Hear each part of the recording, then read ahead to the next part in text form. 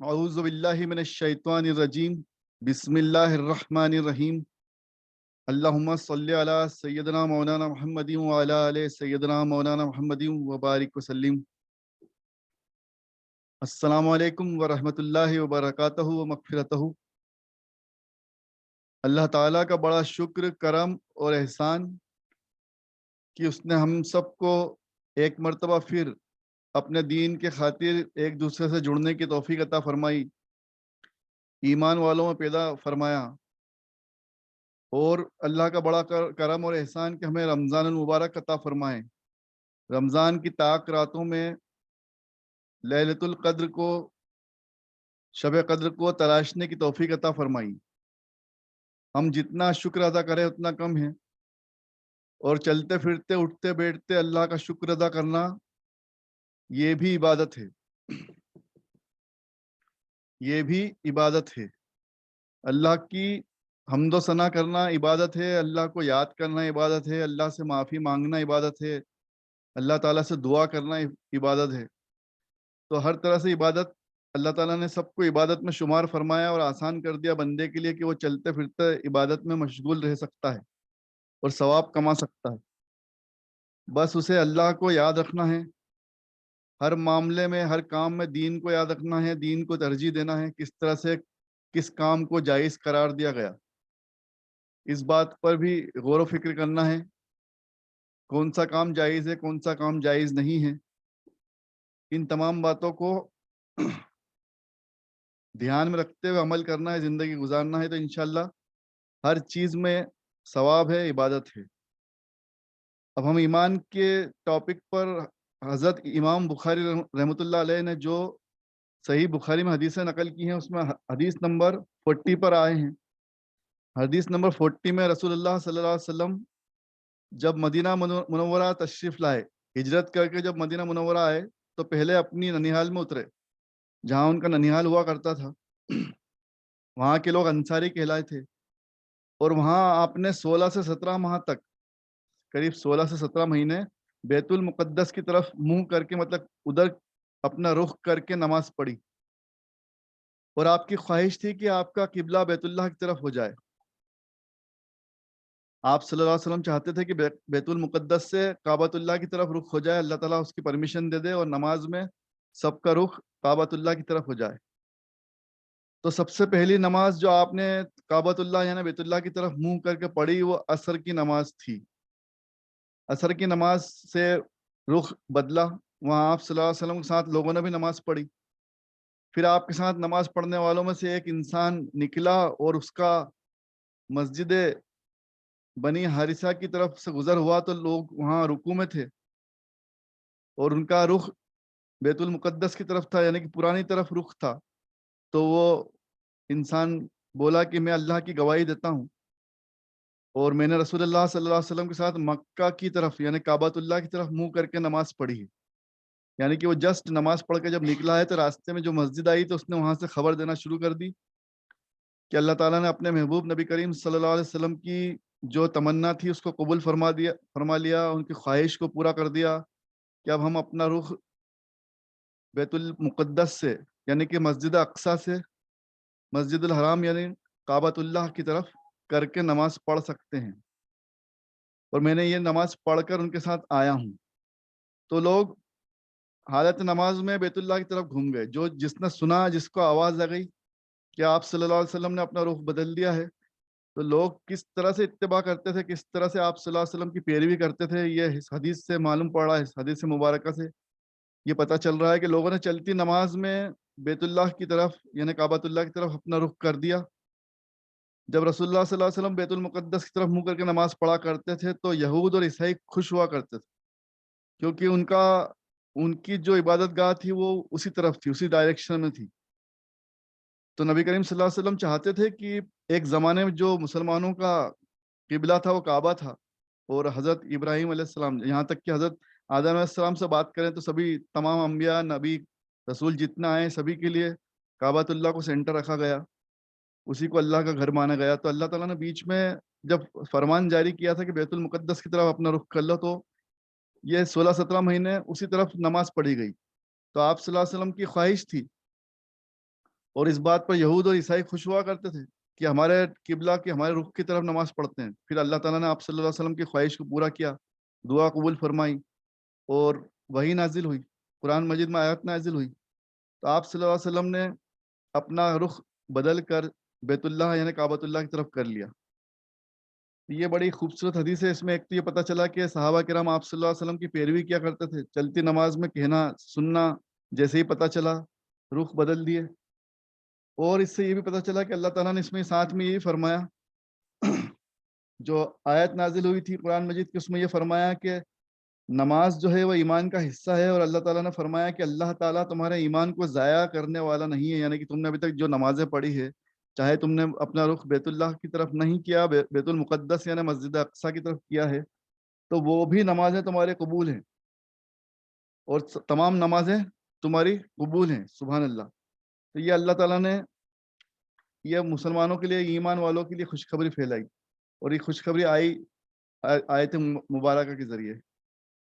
تو اس سے یہ اگلی حدیث 41 میں نبی کریم صلی اللہ علیہ وسلم سے ارشاد ہے, آپ صلی اللہ علیہ وسلم فرماتے ہیں جب ایک بندہ مسلمان ہو جائے تو اس کا اسلام یعنی کہ اس کا دین اسلام ہے, دین اسلام میں وہ شامل ہو جائے, شمار ہو جائے, تو اللہ تعالیٰ اس کے پرانے گناہ معاف فرما دیتا ہے.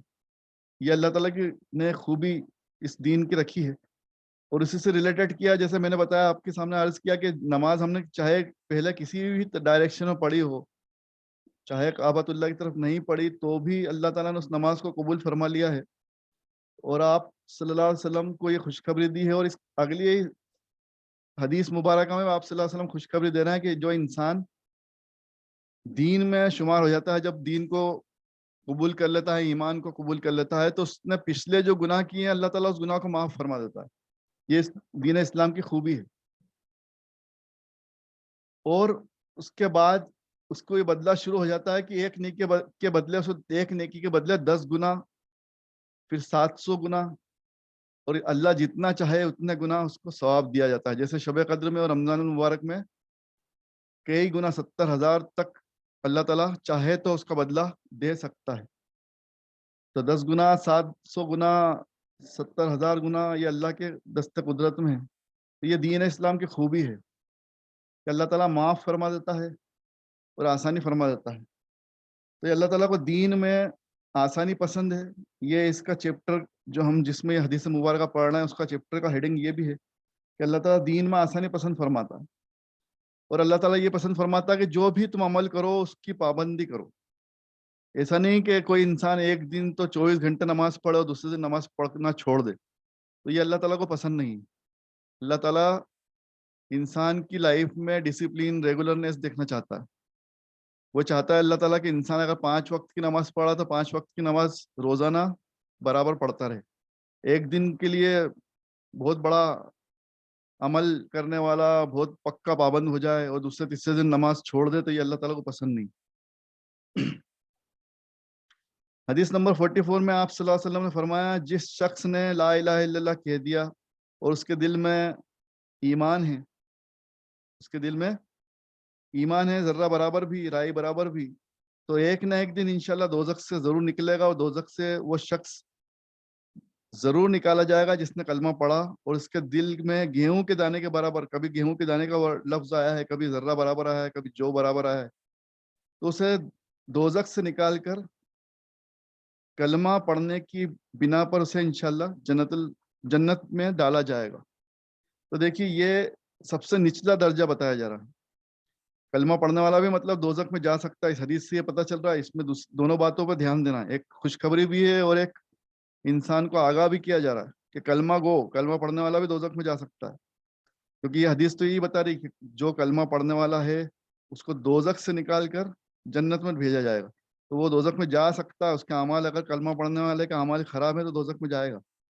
یہ بات الگ ہے کہ کلمہ پڑھنے کی بدولت, اس کے ثواب کی بدولت اسے بعد میں, جس طرح سے میں نے پچھلی مجلس میں بھی عرض کیا تھا کہ جب وہ راکھ ہو جائے گا, کوئلے کی طرح کالا ہو جائے گا, جل بھن جائے گا, تو اس کو آب حیات سے دھویا جائے گا, خاص طرح کا پانی سے, اور پھر اس کو نکالا جائے گا. تو یہ خوشخبری بھی ہے اور اس میں ڈر سنانے والی بات بھی ہے کہ ایمان والا جو جس نے کلمہ پڑھا ہے وہ دوزخ میں بھی جا سکتا ہے، اور دوزخ میں گیا تو اسے نکال کر جنت میں بھی لایا جائے گا. اس کا اعمال اگر خدا نہ خواستہ خراب ہوا تو دوزخ کا مزہ چکھنا پڑ سکتا ہے. اس لیے اللہ تعالیٰ سے دعا کریں کہ ہم سب کو اللہ تعالیٰ ہمارے دل میں بھی ایمان کو اتار دے، جس طرح سے ہم کلمہ پڑھتے ہیں اس پر عمل کرنے والے بھی بن جائیں انشاءاللہ تعالیٰ، آمین. ان باتوں کا خیال رکھنا ہے. اب جنازے کے ساتھ جانا ایمان میں داخل ہے. ایک چیپٹر آیا ہے ایمان جو ہم پڑھنا تھا، اس میں جنازے کے ساتھ جانا بھی ایمان میں داخل ہے. نبی کریم صلی اللہ علیہ وسلم نے فرمایا حدیث نمبر 47 میں، جو کوئی ایمان رکھ کر ثواب کی نیت سے کسی مسلمان کے جنازے کے ساتھ جائے اور نماز اور دفن سے فارغ ہونے تک اس کے ساتھ رہے، کہ مطلب کہ جنازے کی جو نماز ہوتی ہے، نماز جنازہ، اور اس کے دفن کرنے تک اس کے ساتھ قبر میں اس کو دفنانے تک وہیں موجود رہے، تو اس کو ثواب ملے گا، اور اس کو 2 قرات ثواب لے کر وہ لوٹے گا. اب ایک قرات یہاں اتنے بڑی بتائی کہ احد کا پہاڑ. تو جو لوگ جنازے کی نماز پڑھیں دفن کرنے تک رکیں گے تو انہیں 2 قرات ثواب ملے، یعنی کہ احد کے پہاڑ، 2 احد کے پہاڑ کے برابر اس قدر اتنا بہترین ثواب ہے. اور جو شخص جنازے کی نماز پڑھ کر دفن کرنے سے پہلے لوٹ جائے تو اسے 1 قرات ثواب ملے گا. اسے 1 احد کے پہاڑ کے ثواب کے برابر، اس کے احد کے پہاڑ کے برابر ثواب ملے گا. حدیث نمبر 48 میں اللہ تعالیٰ کے رسول صلی اللہ علیہ وسلم فرما رہے ہیں کہ کسی مسلمان سے مومن سے لڑنا کفر ہے. حدیث نمبر 49 میں فرما رہے ہیں آپ صلی اللہ علیہ وسلم اپنے حجر مبارک سے نکلے تو لوگوں کو شب قدر کی خوشخبری دینا چاہتے تھے کہ کون سی رات ہے، شب قدر کون سی رات میں نازل ہوگی، یہ خوشخبری آپ صلی اللہ علیہ وسلم دینا چاہتے تھے. ہم جو اکثر حدیث سنا کرتے ہیں صحیح بخاری میں بھی آئی ہے حدیث نمبر 49. نبی کریم صلی اللہ علیہ وسلم جب اپنے حجر مبارک سے نکلے تو لوگوں کو شب قدر کی خوشخبری دینا چاہتے تھے.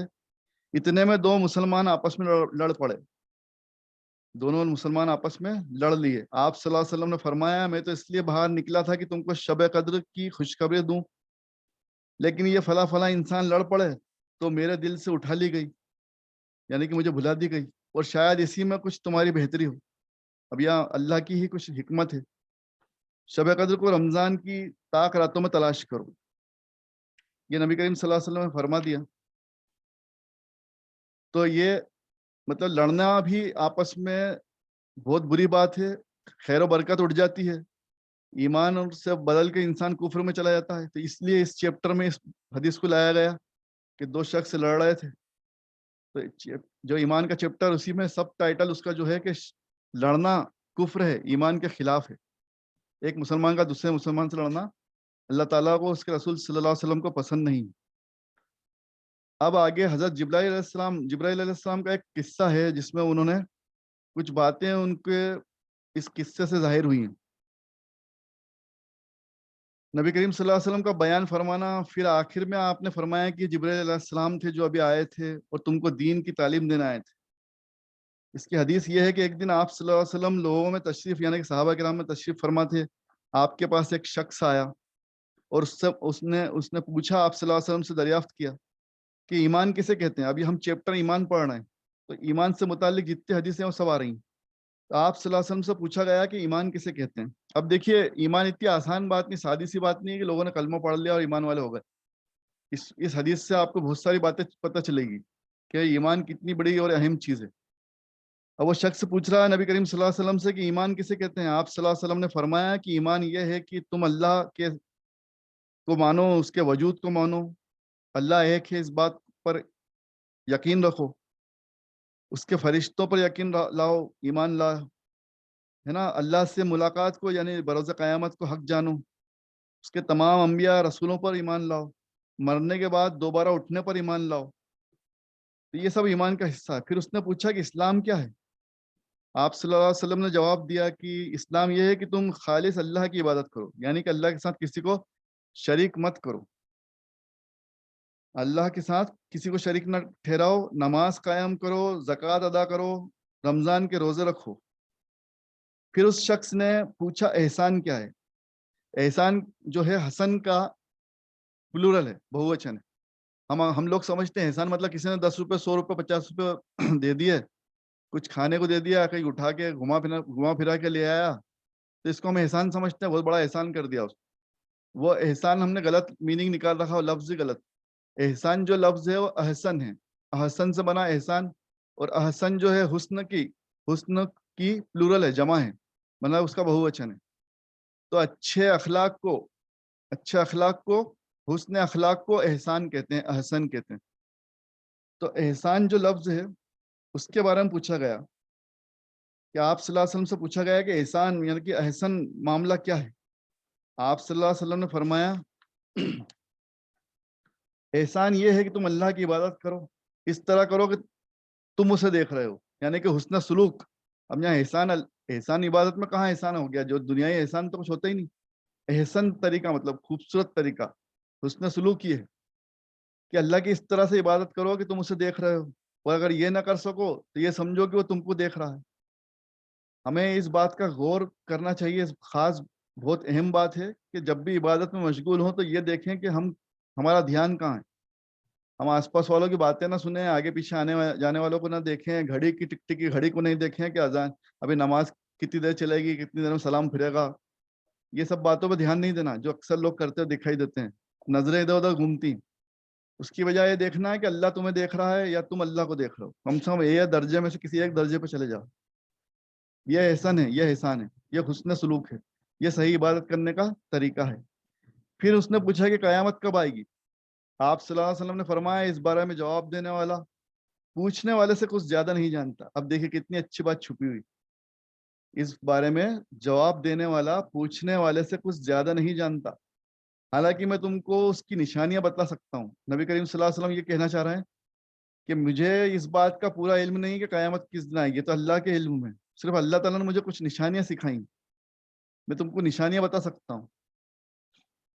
اور نشانی یہ ہے کہ جب لونڈی اپنے آقا کو جنے گی, اور جب سیاہ اونٹوں کے چرانے والے دیہاتی لوگ مطلب گاؤں کچر کے لوگ ترقی کرنے لگیں گے, اور بہت ترقی کر لیں گے, ان کے بڑا بڑا مکان و محل بن جائیں گے, اور ایک دوسرے سے بازی مارنے میں آگے کوشش کریں گے. تو اب یہ دیکھ لو, یہ سب کام ہو رہا ہے, ہم سب دیکھ رہے ہیں, یہ سب چیزیں ہو رہی ہیں کہ گاؤں والے آج سب سے زیادہ آگے ہیں. ان کے بڑے بڑے مکان, ان کے بڑے بڑے بنگلے, گاڑی گھوڑے, تو یہ سب نشانیاں ہیں قیامت کی.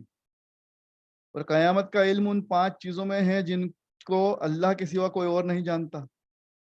کچھ خاص چیزیں ہیں جو اللہ ہی جانتا ہے. آپ صلی اللہ علیہ وسلم نے یہ آیت پڑھی جو قرآن مجید میں آئی ہے, اس کا ترجمہ یہ ہے کہ اللہ ہی کو قیامت کا علم ہے کہ وہ کب قائم ہوگی, یعنی کب آئے گی. یہ تمام باتیں ہوئیں, مطلب سب سے پہلے اس شخص نے, آنے والے شخص نے ایمان کی بات کری, آ کے ایمان پوچھا, ایمان کیا ہے, وہ اہم بات ہے. ایمان سب کو سنانے کے لیے کوشچن پوچھا گیا. اب یہاں ساتھ دھیان دیجیے گا, ہر کوشچن آس پاس بیٹھے ہوئے صحابہ کرام کو سنانے کے لیے کیا گیا ہے. نبی کریم صلی اللہ علیہ وسلم سے کوشچن کیوں ہو رہا ہے؟ ایمان پوچھا گیا ہے.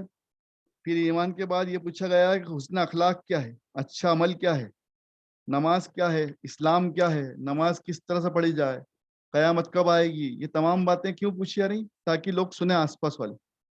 اور نبی کریم صلی اللہ علیہ وسلم سمجھ رہے ہیں پوچھنے والا کون ہے, اس لیے ایک مرتبہ میں نے آپ کا دھیان دلوایا تھا کہ جواب سنیے کہ جواب دینے والا پوچھنے والے سے کچھ زیادہ نہیں جانتا. یعنی کہ جو پوچھنے والا ہے وہ بھی بہت اہم انسان ہے. اب وہ پوچھنے والا جب پیٹ پھیر کر جانے لگا, تب آپ نے فرمایا کہ انہیں واپس بلا کر لاؤ. یہ بھی جان بوجھ کر کیا گیا, لوگوں کو بتانے کے لیے کہ جو آئے تھے ان کو ڈھونڈو. لوگ دوڑ پڑے مگر وہ کہیں نظر نہیں آئے. آپ صلی اللہ علیہ وسلم نے فرمایا یہ جبریل علیہ السلام تھے. یہ کون تھے؟ یہ جبریل علیہ السلام تھے. یہ لوگوں کو ان کا دین سکھانے آئے تھے, یعنی کہ جان بوجھ کر میرے سے سوال کر رہے تھے, تم لوگ سن رہے تھے, اور یہ ایک کے بعد ایک جو سوال کیے جا رہے تھے یہ سب اہم سوال تھے, ان کا جواب تم لوگوں کو سیکھنا ہے اور سمجھنا ہے. تو اللہ تعالیٰ نے جان بوجھ کر جبریل علیہ السلام کو انسانی شکل میں بھیجا. آپ صلی اللہ علیہ وسلم کے سامنے کئی مرتبہ جبریل علیہ السلام انسانی شکل میں آئے, تو وہ انسان مطلب ایک صحابہ بن کر آئے تھے. اور دوسری حدیثوں میں ڈیٹیلز میں پتہ چلتا ہے کہ وہ جب آئے تھے تو ان کے کپڑے بڑے سفید تھے اور بہت نور والے تھے. ان کے کپڑے پہ کہیں سفر کے نشانات نہیں دکھ رہے تھے, مطلب کہ کوئی ایسا لگتا نہیں تھا کہ دور سے سفر کر کے آئے, کہ وہ ایک دم نمودار ہوئے تھے, ایک دم سامنے آئے تھے. تو لوگ صحابہ کرام دیکھنے والے سب آشچر چکت بھی تھے, ونڈر میں دیکھ رہے تھے کہ یار کیسا انسان ایک دم کہاں سے آ گئے, کہاں سے آ کے بیٹھ گئے نبی کریم صلی اللہ علیہ وسلم کے سامنے, اور سوال پر سوال کیے جا رہے ہیں اور آپ صلی اللہ علیہ وسلم جواب دے رہے ہیں. تو یہ جان بوجھ کر کیا گیا تھا کہ نبی کریم صلی اللہ علیہ وسلم کے ذریعے لوگوں کو سنوانا تھا, صحابہ کرام کو دین سکھانا تھا. تو یہ سوال جواب ہوئے. تو امام ابو عبداللہ بخاری فرماتے ہیں کہ آپ صلی اللہ علیہ وسلم نے ان تمام باتوں کو ایمان قرار دیا. جو بھی پوچھا گیا, جو بھی جواب دیا گیا, وہ سب کچھ ایمان تھا. تو اب یہ سب باتیں ایمان کا حصہ ہیں. اور آپ صلی اللہ علیہ وسلم فرمانا ہے کہ جو بھی چیزیں آپ کے سامنے ہیں, حرام بھی کھلا ہوا ہے, حلال بھی کھلا ہوا ہے, اور تم سب جانتے ہو. اور اس کے علاوہ جس میں تمہیں شک لگے ان کو چھوڑ دو.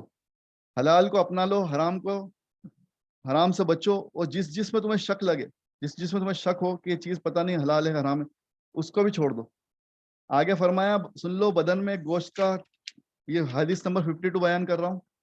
سن لو بدن میں گوشت کا ٹکڑا ہے, جب وہ درست ہوگا تو سارا بدن درست ہوگا, اور جب وہ بگڑ جائے گا تو سارا بدن بگڑ جائے گا. اب وہ ٹکڑا انسان کا دل ہے. انسان کا دل اگر پاک ہے, انسان کا دل صاف ہے, تو اس کے تمام اعمال قبول کیے جائیں گے.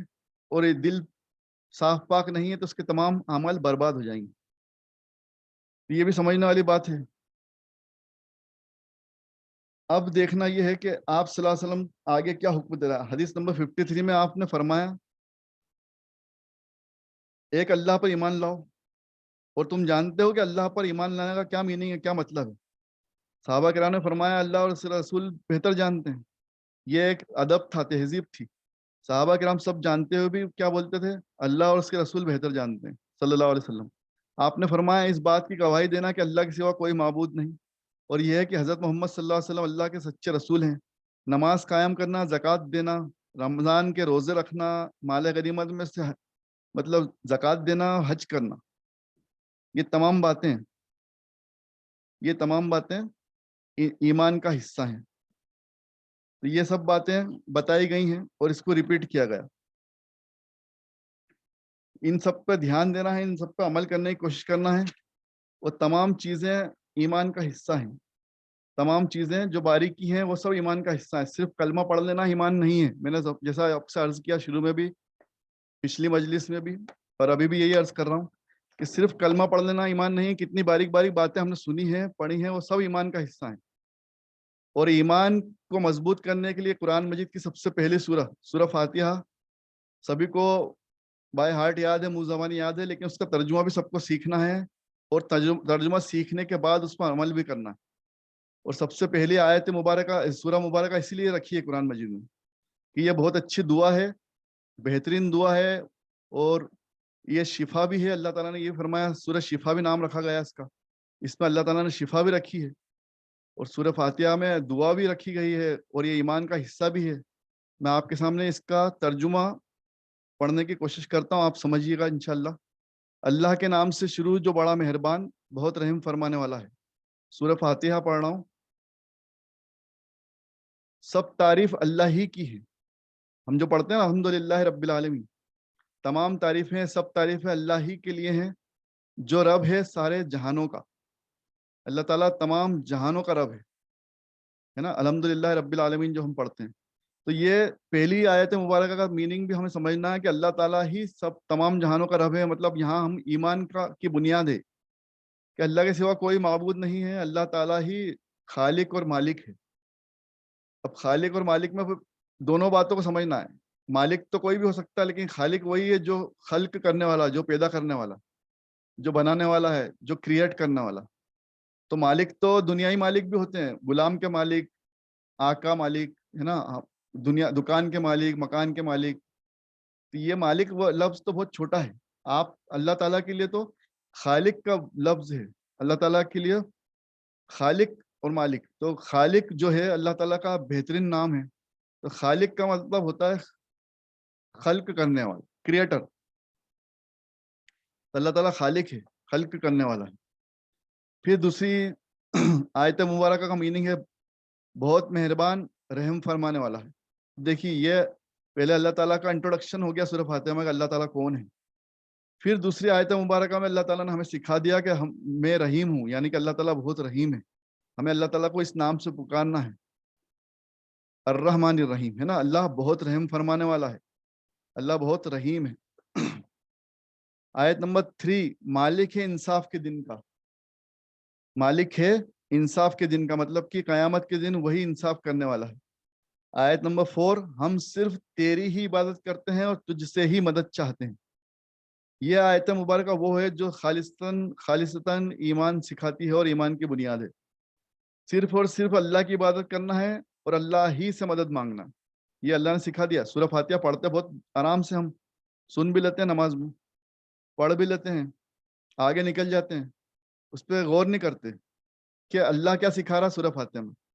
صرف تیری عبادت کرتے ہیں، ہے نا، ایاک نعبد و ایاک نستعین، ہم صرف تیری ہی عبادت کرتے ہیں اور تجھ سے ہی مدد چاہتے ہیں، تجھ سے ہی مدد چاہتے ہیں، چلا دے ہم کو سیدھی راہ پر، اے اللہ ہم کو سیدھی راہ پر چلا، ان لوگوں کی راہ پر جن پر تیرا انعام ہوا۔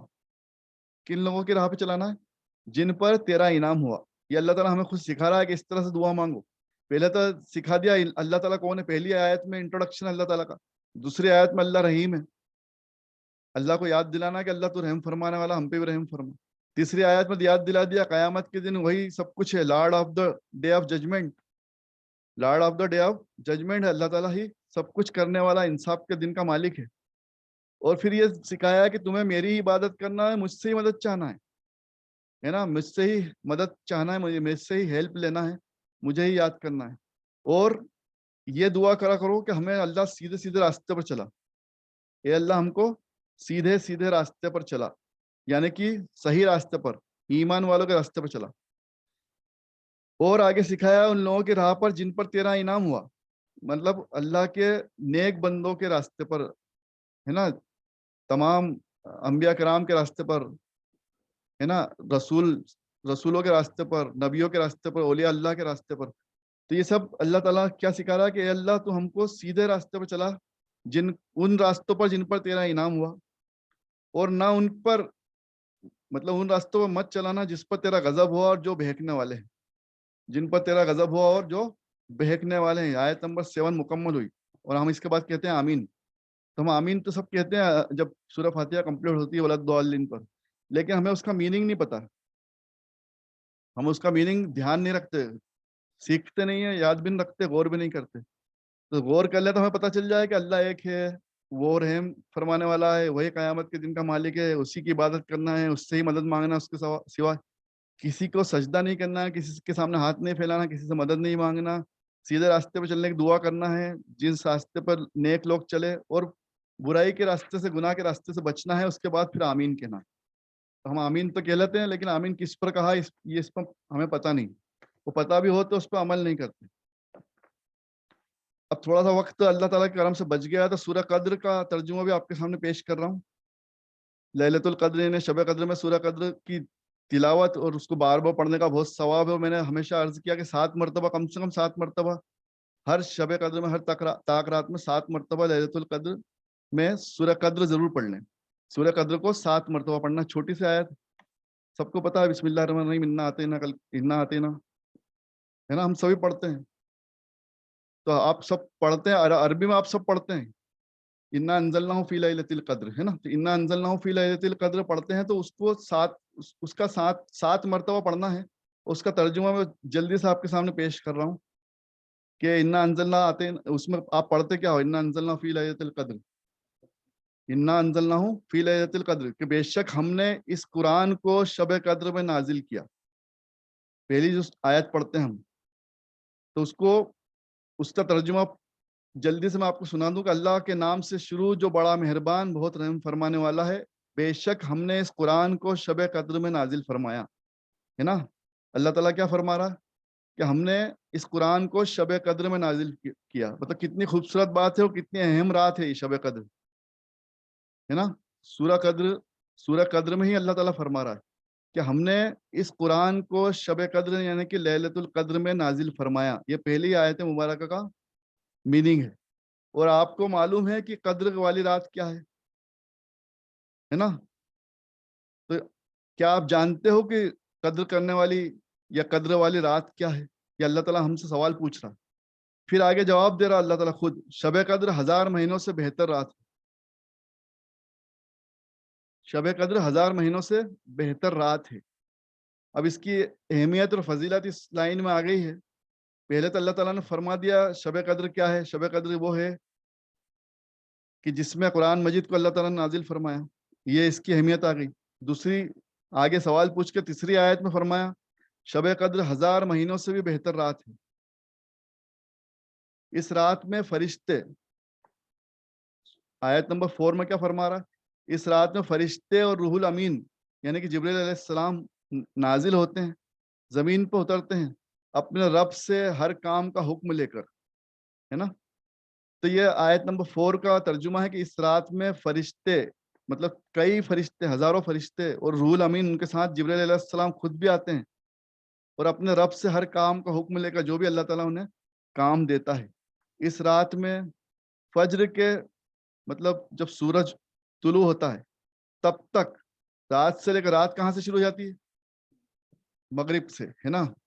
جیسے ہی ہاں سورج ڈوبنے لگتا ہے، مغرب کا وقت ہوتا ہے، تو طلوع آفتاب سے صبح صادق تک، طلوع فجر تک، ہے نا، فجر کی نماز کے پہلے پہلے تک کیا ہوتا ہے، اس کو رات کہا گیا، مغرب سے لے کر فجر تک، ہے نا.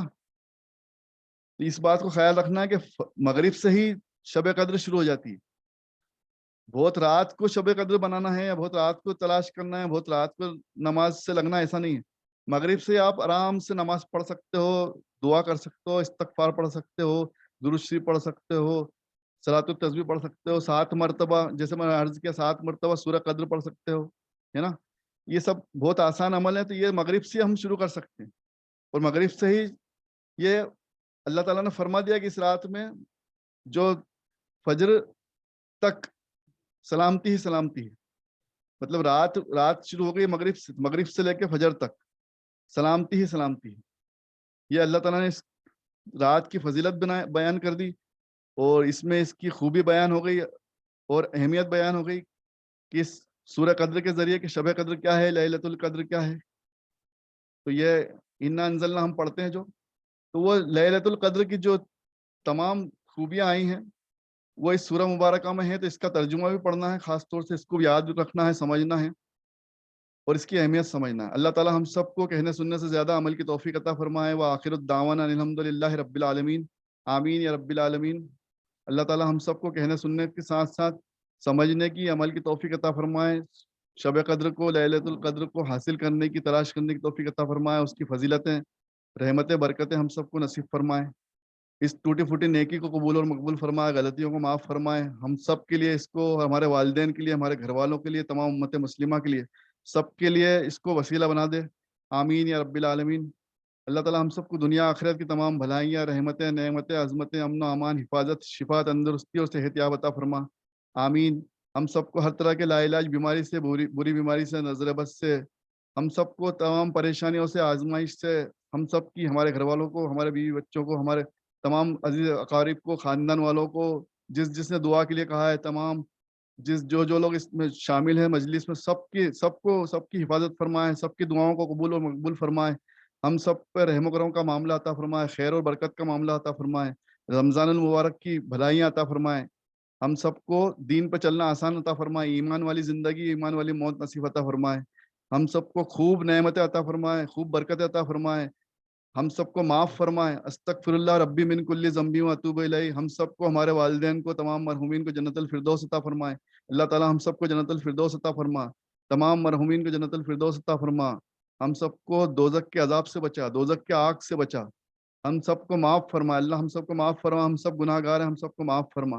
ہم سب کی تمام جائز تمناؤں کو پورا فرما. جس نے دعا کے لیے کہا ہے، سب کی تمام دعاؤں کو قبول و مقبول فرما. جو ہاتھ اٹھائے ہیں، جس نے تیرے سامنے دعا کے لیے ہاتھ اٹھائے ہیں، سب پہ رحم فرما. سب کو شفا، تندرستی، صحت یاب عطا فرما. روزی روزگار میں برکت عطا فرما. حلال روزی عطا فرما. ہر طرح کے قرض سے، ہر طرح کے مرض سے ہم سب کی حفاظت عطا فرما. ہم سب کو خوب نعمت عطا فرما، خوب برکت عطا فرما، بھلائیاں عطا فرما. دنیا آخرت کی تمام بھلائی عطا فرما. آمین یا رب العالمین. ربنا آتینا فی الدنیا حسنۃ وفی الآخرۃ حسنۃ وقینا عذاب النار. شکریہ. اللہ حافظ.